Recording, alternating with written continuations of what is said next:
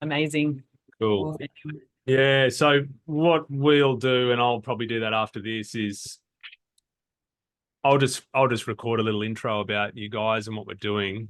Who you are, and actually after this, if one of you can just type up just really quickly, or maybe I can just grab some stuff off the website, if that's easier, just a bit of a bio, so I can just read it out as a pre-recording, and then so that way we can just get straight into it from here. Yeah, cool. Okay. So really, I'm just probably just going to cover roughly the kind of questions that we went over when we emailed it out to you. So, who you are and what you do.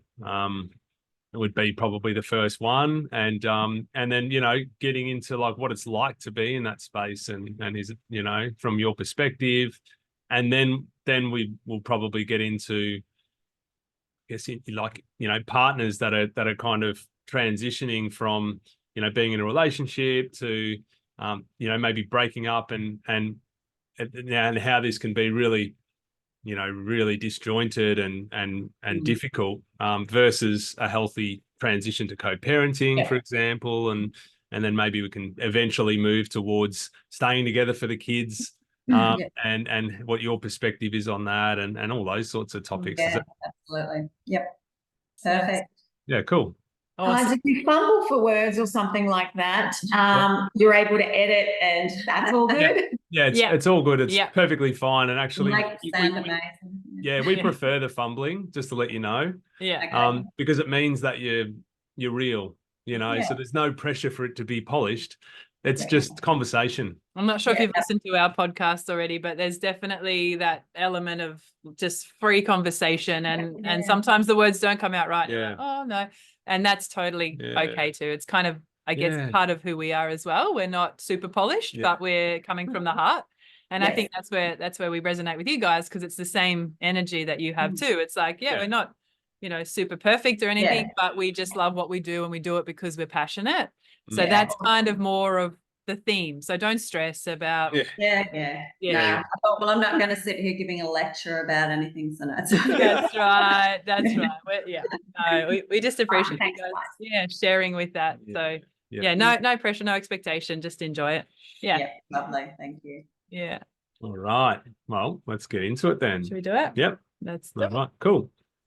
So we have Eva and Amanda from Family Focus Mediation down in the sunny coast, and they have an amazing holistic business which deals with mediation. And I just want to welcome both of you to the show today. Thank you. Thank you. Yeah, it's really quite an interesting space that you work in, and for us, like, we've had very, very limited exposure to what a mediation process would actually look like for a couple who have probably transitioned from being in a relationship to moving out of one, probably for the health of both of the individual. But I just wanted to ask you firstly, what is it that you do, and tell us a little bit about yourselves. Okay, so I'll go first. So Amanda, and we're a recently established mediation business, but of course been working in this space for quite a few years now. And what we do is work with clients who have decided to make that separation, I guess, decision, and then looking at the impacts that might have on the children, where we need to go. So we're very child focused, and that's really where we're coming from. That's where we sit. We do parenting and property in Family Focus Mediation. But our favourite is parenting, of course, because we really want to help and support parents make this as easy as possible for their children. So basically what we are doing is helping a couple who irreconcilably cannot continue their relationship to formally put an end to that legally. So you can either do that by going through the courts, you can do it with a solicitor, you can do it, if you can work it out between yourselves, that's fantastic. And of course, that's what everybody would love to do, but it just sometimes doesn't work that way. So we assist in that space between all of those choices to help people work out and navigate the space going forward and legally put an end to their relationship. Amazing. I'd love to know like how you came across creating this business and where that desire or need come from. If you'd like to share, maybe Eva, if you'd like to share on that bit. Yeah, sure. Well, I came across it as it was lived experience for myself, and I can speak for Amanda. She's been there as well. So we've both navigated that path where we've had to make decisions. I didn't go through the legal process with solicitors. We did it ourselves, and it was quite amicable, and that's great. But we've also seen lots of friends and lots of other people go through the process, and it's high acrimony and very damaging to both the couple and any kids involved. And well, for me, the interest was to get formally qualified so that I could get into that space and assist people. My background is as a counsellor, so I guess I come from a therapeutic transitional perspective as well. Really, really interested in helping people emotionally deal with that as best they can. Amazing. Yeah, wow. So a wealth of knowledge. That's, yeah, so important in this field. And I can imagine that you've got that from, like you said, your lived experience, and that's the passion that comes behind it, is why it's so important to have this service that you guys provide. So yeah, I love that. Yeah, I do want to add that also for our listeners is that, you know, I guess we were drawn to you and what you bring, also because it feels like it's not just a business. It feels like it's not just a money-making enterprise. There's something else behind it. And just hearing that there's lived experience there means that for me, there's mission behind it. You know, that there's mission and buy-in from both of you that, hey, we're actually, you know, we're diving into a service that is difficult, you know, and can be energetically quite draining, I'm sure. And I wanted to ask, you know, both of you, what's it actually like to be in this space? Because there's resentment, there's anger, there's sadness. We're dealing with like actually some trauma that might emerge from this for the children. Generally, like, what is it like for both of you to be in this space?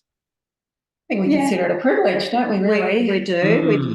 And we do like to, I guess, you know, we're having clients, and as you say, they're coming to us at probably the most testing time of their life. They've got so many questions that need answered. And I guess the thing that Eva and I also would like to, I guess, disclose is that not everyone fits into a mediation space, and we do have stringent screening and assessment to make sure that we're not causing any more harm or risk to that person. So we do sit down with them. It may be the first step in their separation journey. They may come to us and they just have so many questions. So we will sit with them for as long as they need, explore what their relationship looked like, and then what it's like for them now, and then what they can see their future could look like. They don't necessarily see that, or they can't see beyond the, say, conflict, the confusion, the what's going to happen to my children. But that's where we really allow them to explore that, sit in that space, feel heard and acknowledged, and all those things. So yeah, it's a wonderful place to be in. I love it, and it's a joy to work with people and see what you can do, because naturally they just think that they should go straight to the court process. So yeah. You know, when people are stressed, they generally are in this survival state, and everything is a threat, you know, from probably their unconscious perspective. And so it becomes just me versus you. Naturally, I think we just activate a part of our brain, you know, that is in that protective phase. And we deal with clients, don't we, babe, like all the time that are in this space. And so that can lead sometimes to, you know, maybe decisions that they regret, or maybe they're just not communicating in ways that are healthy. But it must be a process for you to also help the clients to just feel safe, you know, feel safe. And you spoke about that they can receive some understanding and being heard. Those skill sets would come in handy, wouldn't they, for you, you know, in those times when things are starting to really escalate? Yeah, absolutely. I think when people do come to us, as you say, they're very positional. They want what they want. They're very defensive.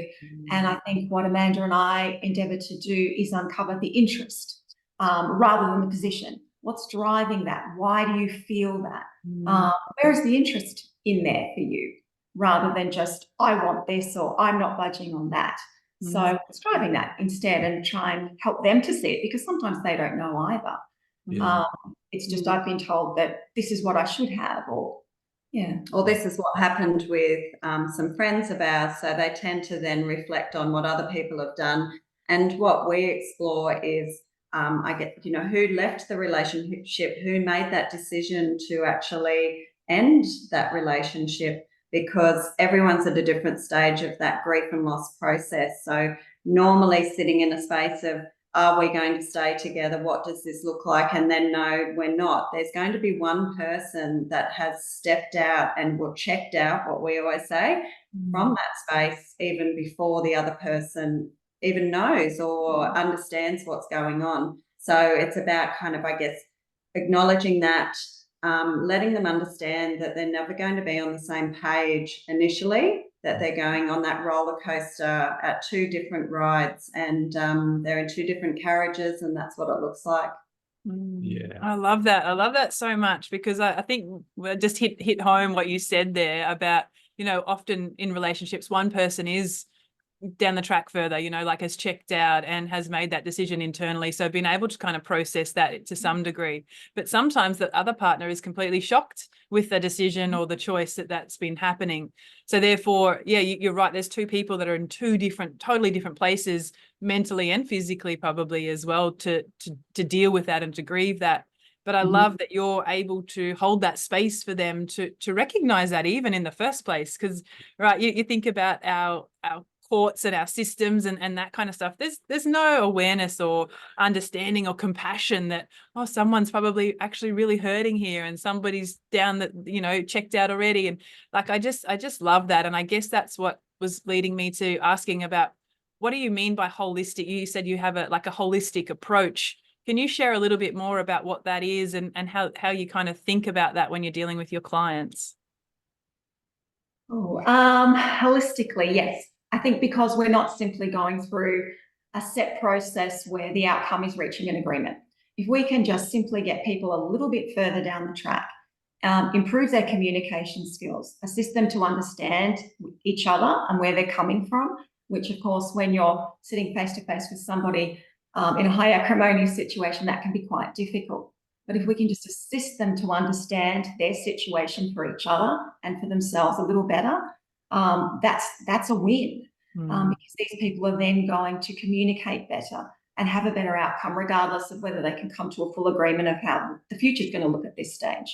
We also are able to refer clients to various services for support, even prior to coming to mediation. So if they're just simply not ready to attend a mediation session and negotiate in their best interests or the best interests of their children, then let's get these people support first, get them emotionally ready.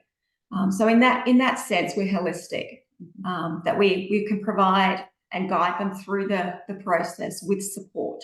I love that. Wonderful. Yeah, it's huge. Yeah, it is huge. And when you think about dropping straight into that legal system from a breakup, like that can be just totally soul destroying.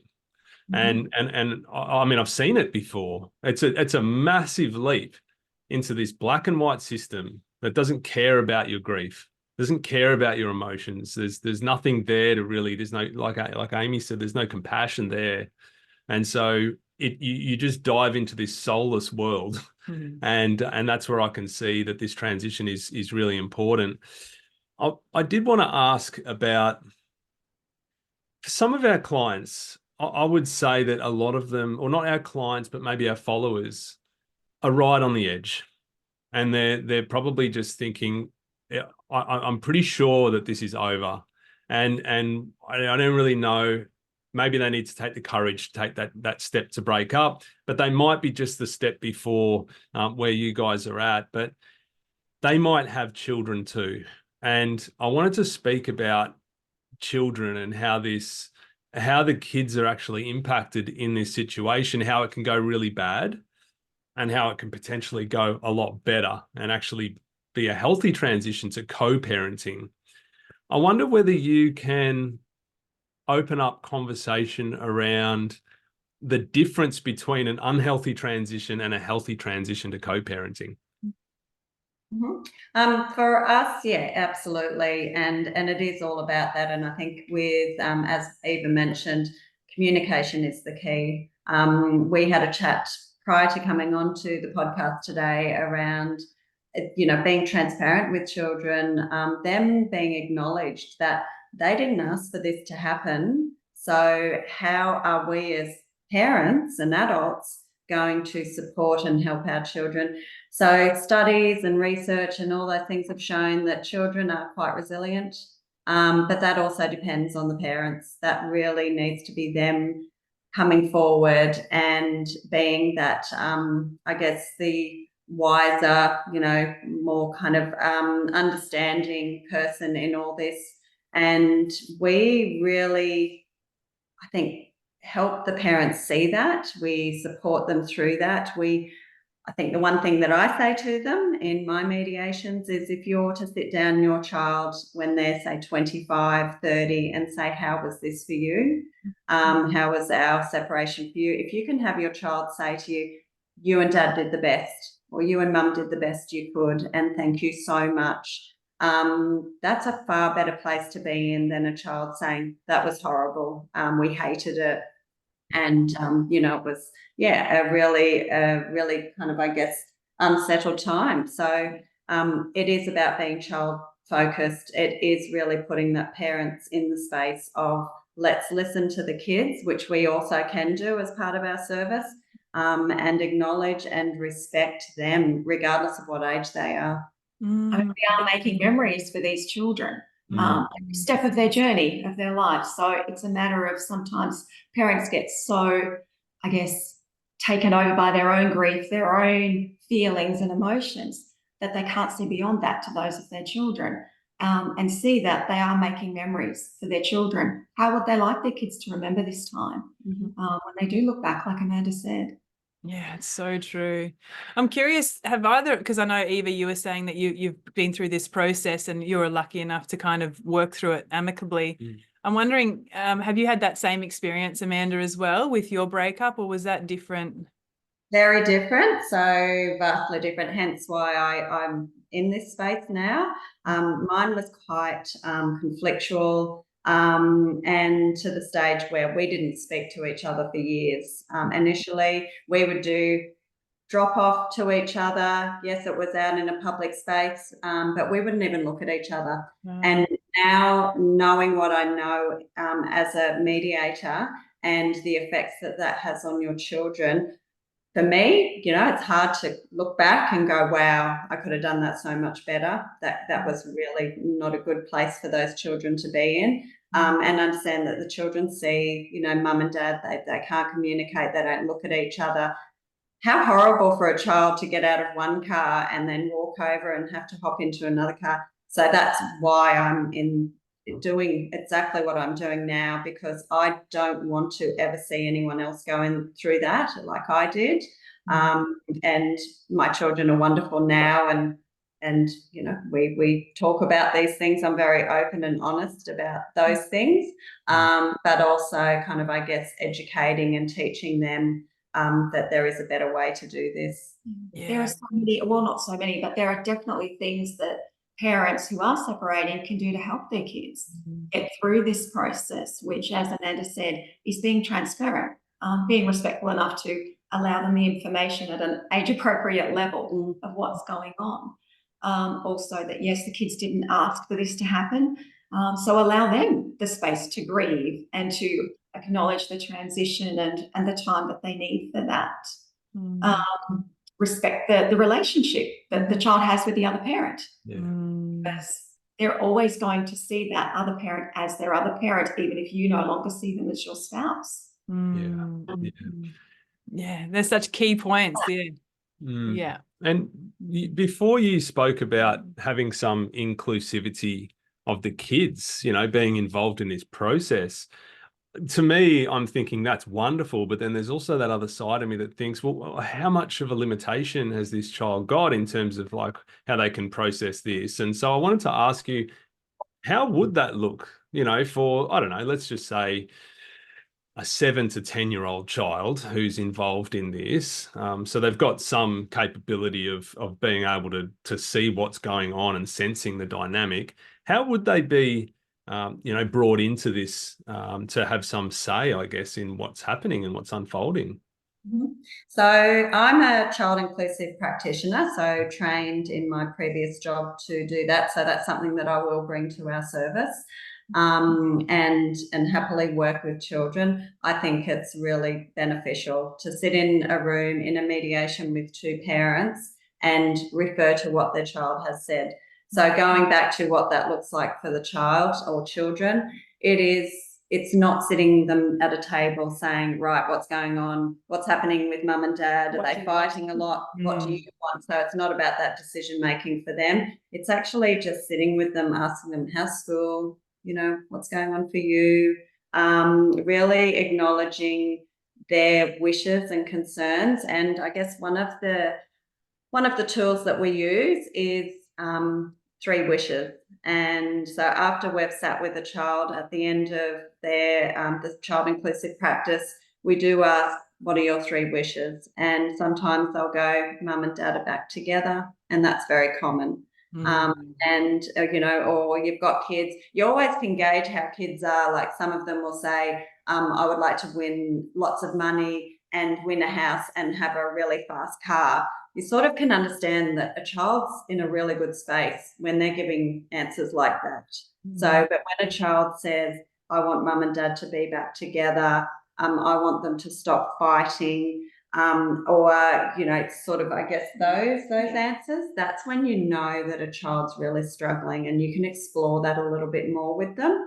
When they're preoccupied, separation rather than dreams and hopes. Material things. Yeah, but we never ever ask them to make the decisions, and you're always clear in saying to them, this isn't about you deciding what happens. This is about mum and dad helping support you through this. And you know, I can't fix anything for you, but we're here to help and guide. Yeah, I think that help and guidance is going to help settle the child's nervous system too. You know, I'm imagining. So in essence, there is a secondary effect of, as my dog shakes in the background, a secondary effect of that, just having that guidance is just probably help, you know, as a byproduct. So I think that there are some beneficial outcomes that probably happen from a smoother transition, that intermediary sort of area that we're talking about here, that can actually be really helpful for everyone involved. So I wanted to speak a little bit about how sometimes you get, and you guys would know this and have seen this, especially in our generation, parents staying together for the sake of the kids. And I know this is a little bit outside of, you know, where you're working, but I just wanted to open up the conversation between all 4 of us about this, because I've seen this with friends that I was really close with in my teenage years, and I watched their parents just stay separated but stay under the same roof and just pretend that all is okay, so that the child doesn't have to, you know, experience trauma or that traumatic, or what they perceive as being super traumatic. We'll just see it out until they're adults. And then they break up and go their separate ways, like waiting till like they're 18, and then all of a sudden, oh, thank goodness, it's done, I'm out. I want to just explore that conversation around maybe the implications of that, you know, of staying together in an unhealthy relationship for the benefit of what you think is the benefit of the kids. Yeah, and it's funny you should say that, Amy, as in, you know, the children later on, because normally the stories you hear is, we knew something was going on, we knew you weren't happy, and really, I guess that's, again, it's teaching your children about relationships, and that's certainly not a healthy relationship to be in when mum and dad are avoiding each other in the home. They know, okay, well, who goes into the kitchen at what time, so we don't have to be near each other. There's that tension, or, you know, mum and dad are sleeping in separate rooms, etc. So for a child, they see everything. It doesn't matter what age they are, even the little ones, they'll see all that. They understand. So yeah, it's very true. yeah. And I mean, partaking in a practice like that, where you're actually teaching your children that this is normal. So mum and dad are together, and they're married or not married, but they're together, and yet they're not communicating, and they're not affectionate to each other, and they're not supportive of each other. Perhaps you're creating more trauma by staying together, because your children are, in essence, growing up thinking, well, that's what a relationship is, and that's normal, when it's actually quite toxic. Absolutely. Yeah, and teaching them so many unhealthy traits in terms of what you should just tolerate or put up with. Yeah. And I'm, you know, maybe not speaking up when you should be. And yeah, I totally agree. And Amy, I'm sure you agree too, is that, you know, at what point are you going to pull the Band-Aid off and start to confront this? Because the damage could be worse if you just continue to remain in an unhealthy relationship. And maybe it's salvageable, and maybe it's just that there's a communication breakdown and a lack of understanding of each other. And that's when I think it is worth, you know, if you still see some hope, if both of you still see some hope in the relationship, and the resentment isn't just so deep that ship sailed, then, you know, turn towards the problem. If you both agree to do it, then find some professional help. You know, I mean, it doesn't have to be with us, but look to someone that's actually that you trust, that can facilitate maybe a turning towards each other, learning new communication skills, eliminating negativity out of the household, starting to then open up to the potential of understanding what your partner's going through, rather than being focused on me, I, the individual, and what I need and what I'm not getting from you. But I love to hear, sorry, Amy. Yeah, I love to hear it when clients come in, and when you're exploring that, you know, the relationship and what's happened leading up to the separation, is when they say that they have been to some sort of, I guess, counselling or relationship support, because then you know that they've tried, they've done everything they can, so they know now that this is where we are. So, you know, rather than just walking in saying, that's it, you know, we're separating, and they haven't really explored other options first. Yeah, I was just thinking about like how great it is to have you guys there in that space, to be able to, like, if you're in that situation where you've, you know, kind of over the relationship, and you know that it's probably not going to get any better, but then it's kind of like, what's next? What's the next step? And, you know, I guess it's either break up or stay together, and whether you go and seek your help elsewhere or come. I love that you're there to kind of guide them through in a way that feels a little bit more relaxed and not so stressful and daunting and overwhelming and like, oh gosh, you know, like I feel that's such a great area of expertise that you can help people through those moments with, because yeah, it's kind of scary, right? You're like, oh, I can imagine, like I've never been in that situation, but I'm thinking of those clients who are at that point, because we work with couples, and then potentially after the 3 months that we work with them, they've actually realized that maybe they're not supposed to be together. But that's where we're like, I wonder what's next for them, you know? But I feel that having that next step to understand that it's not so intense and full on can really help keep everything a little bit calmer and a little bit more kind of in sync than the you know, the chaos that it can cause. Yeah, it's great. Yeah, for sure. So I wanted to just maybe ask about if you knew anything in terms of, or you wanted to speak into, what are some of the ramifications of like the mental, the physical, the financial strain that happens when someone goes through a divorce? Is there any insights that are there any insights that you can offer to, you know, to our listeners around just going through a divorce and just the strain that can actually cause on them? Well, yes, it's immense, obviously, because I mean, emotionally, it doesn't just affect one person, it affects the whole unit. It's systematic. So there's a big knock-on effect. And people, as Amanda mentioned earlier, are not at the same place. So they're not going to cope at the same rate as each other. Financially, wow, well, I mean, living in this day and age, we know how expensive everything is. And suddenly you've got one family unit that's broken into two. So you've got two sets of everything with less available income to supply to.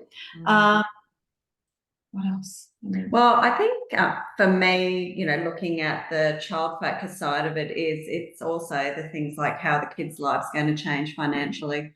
What's that going to look like, as in, you know, if they're at a particular school, are we going to be able to afford to send them to that school? Yep. And that's really difficult for kids, because for them, their friendship group is what's probably going to help them get through this.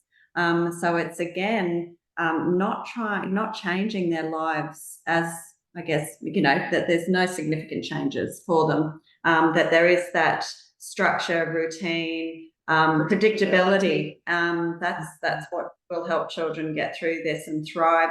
And I think that's where having mediation and sitting in that space and exploring those options in a room with the other parent, is they can come up with ideas of how much how little impact this can have on their children. And of course, you know, you work with them in the parenting side of things first. We always do that first, and then move into the property side of things, where it is that division of what the financials are going to look like, etc. That parenting side of things is really interesting and can be tricky for us as relationship coaches, because we aren't parenting experts. However, you know, Amy has done a fair bit of study in child development, and as a teacher as well at a Steiner school, she has a holistic, you know, idea of what's really sensitive for a child at different stages. But for us to actually relay, you know, what we know as being, you know, kind of a healthy environment or upbringing or transition for kids, like, we can't speak into that space. So is that something that you can actually do, or is that also an area where you just ask the questions and see if you can get a consensus? I think it's, again, mediation is really big on exploring options. It's one of those places that we could sit for hours going, okay, what's birthdays look like? What does Christmas look like? All those special occasions, because they're the things as a parent that become what, I guess, a fear. And it is a lot about fear, what the future is going to look like. And you do sit with that fear. So it is about that exploration for the children of how, again, as little impact as possible, but how can we manage that between us as parents? So yeah, I think it's very much that the parents are the experts of their children. They know their children the best, and what they need and what support is going to assist them. So working with the parents to work out what is best for their children, and they know the answers. It's just about coming to some arrangement of how they're going to go about that. Yeah. But I could imagine, just speaking into that, I could imagine it would be some parents would have totally different viewpoints And values and what actually is important for their child is not important for another, and, you know, the other partner. So having that conflict, oh gosh, I don't know how you guys do it, but I could imagine that would create, you know, a real challenge in those mediation sessions when they're so different. Because I know I've got friends that have gone through separations, and they are like, even the food that they eat, to the, you know, the bedtimes, to the, you know, the schools that they go to, and they're just black and white, the parents. So as much as it's nice to think that they both want the best thing for their children, they probably do, but their differences are so big to begin with.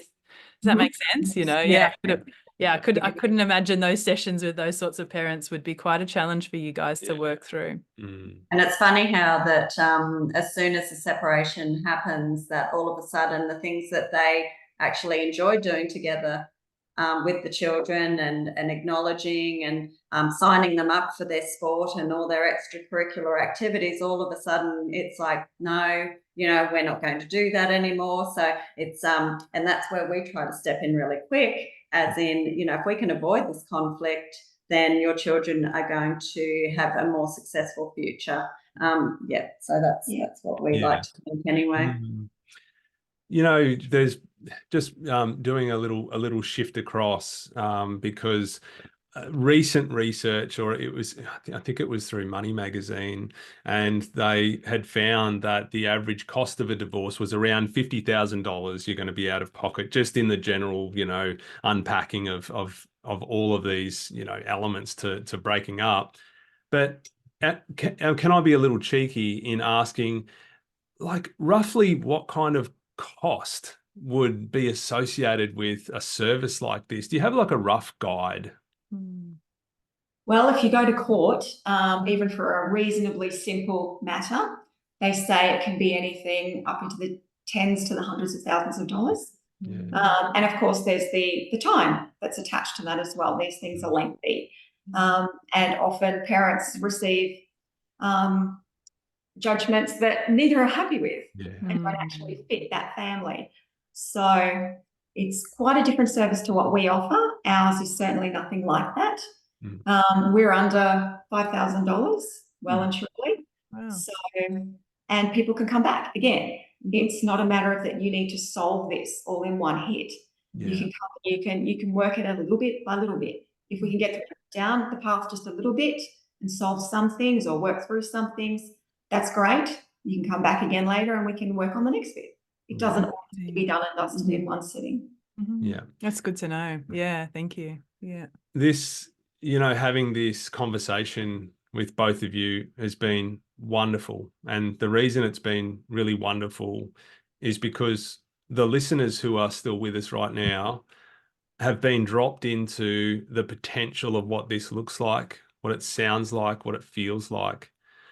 And, for you to actually relay that, and also maybe what it would cost, is now helped, so many listeners to drop into that, so that they can now kind of maybe relinquish some pressure around, we're holding this together and it's unhealthy and we shouldn't be together.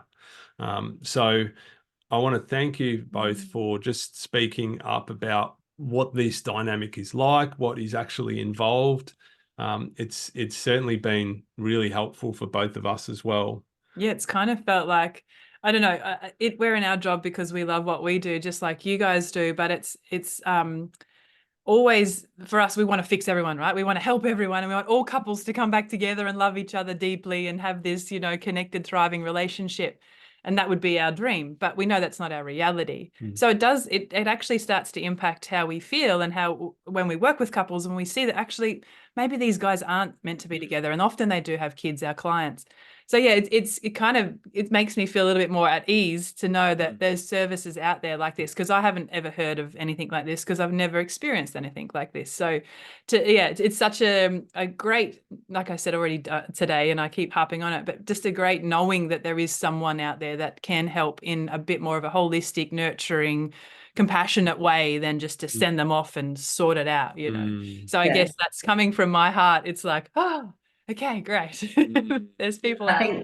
I think my biggest, hurdle for me personally is I often invite my clients back for further mediation. It's like, okay, let's just do this for a little while, because I want to really help and support you through this. Let's see how it goes. And then it's always nice to know that they've kind of got, I guess, that wraparound approach of, let's then come back, and then we can sit down again, go through what you've put together and see if it's working. And there's no harm in doing that. And so, there might be sort of, I guess, having people constantly coming through the door again and again. But I feel for me that I've done the right thing by that couple, because they will be a family unit regardless. They'll always have children together. So it's really just looking and focusing on that. Absolutely. So powerful.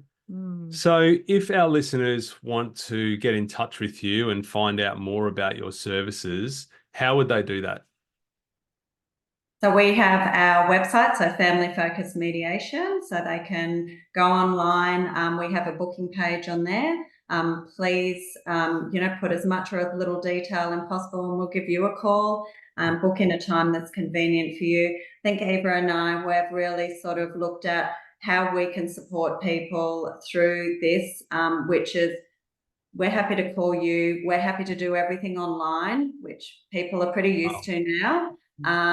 And because we want you to feel relaxed, we're also able to sit down face to face. We can do that as well. It just really depends. We're just open to supporting and helping people. So through our website, we do have a contact number on there that you can give us a call. Happy to have a chat.